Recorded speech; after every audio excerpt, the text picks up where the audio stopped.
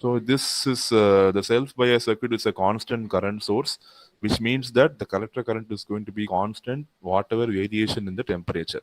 So say for example, if the collector current is going to increase because of variation in temperature, the current through the emitter current will also increase, right? So RE will, if IC is increasing, IE will increase. If IE is increasing, you know VE is equal to IE into RE. So the voltage drop across the emitter will also increase.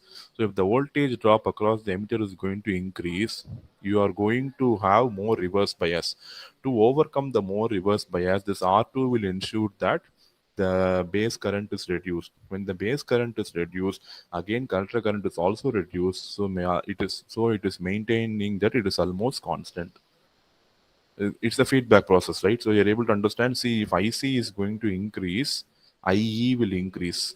When IE is increasing, the voltage at this point VE will increase. The voltage at this point VE will increase. When VE is increasing, the emitter junction will be more reverse biased. But to ensure that the transistor is still on, the IB will reduce to ensure that the transistor is operating in the active region. And when IB is reducing, IC will also reduce, which will ensure that the variation is going to be perfectly cancelled out. So the variation in IC is going to be perfectly cancelled out because of by a change in the temperature. So when you apply Thevenin, as I said, where I have told in the beginning itself, if you apply Thevenin's theorem for this circuit at the base junction, so I will get RB is equal to R1 parallel to R2. So RB equal to R1 R2 divided by R1 plus R2, and VT will be equal to VCC into R2 by R1 plus R2.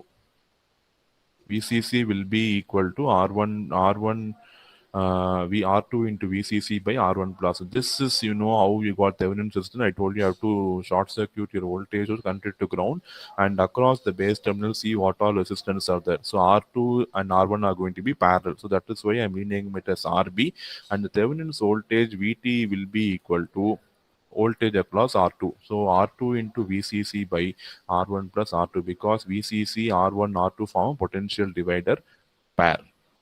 Is that clear? So these two expressions are very, very important for voltage divider bias, because with the design for the circuit is completely dependent on these two equations. So now here I'm going to replace this circuit with the Thevenin's equivalent values, and I'm writing the expression for I'm applying KVL here and writing the loop equation. So in this loop, if you apply KVL, you have two voltages VT and VBE, and VBE will oppose any voltage. So the effective voltage is going to be VT minus VBE. So VT minus VBE equal to one resistance I have here, IB into RB. So the resistance is RB, current flowing through it is IB. So IB into RB plus IE into RE.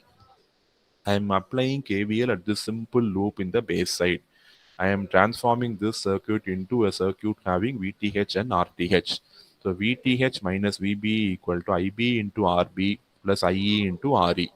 So you know IE is equal to IB plus IC. So you replace the emitter current by base current and collector current, and you take IB constant throughout and differentiate IB with respect to IC, because for finding stability factor, yes, I want to have DIB by DIC. So for that, what I do, differentiate IB with respect to IC, you get this expression minus RE by RE plus RB.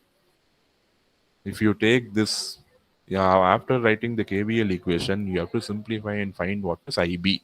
You rearrange all the terms, group all IB terms to one side, take other terms to other side.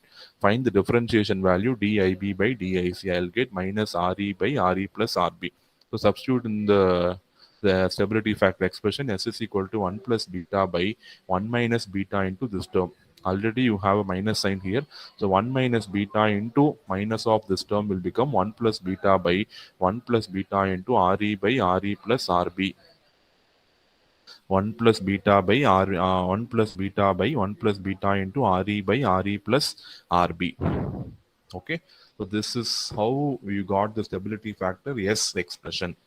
So I told you only for this circuit we will be finding the stability factor S, S dash and S double dash. So we have just found out the value of stability factor S. Any doubts anybody is having in the finding of the stability factor? Yes. Is the circuit operation clear to everyone? Anybody is having doubts or clarifications? We'll be finding S dash and S double dash. So S I have, we have found out the value of S as per the usual thing. Apply KVL, find the base equation, base current, differentiate the base current, and substitute in the value of S. You will get the answer for S.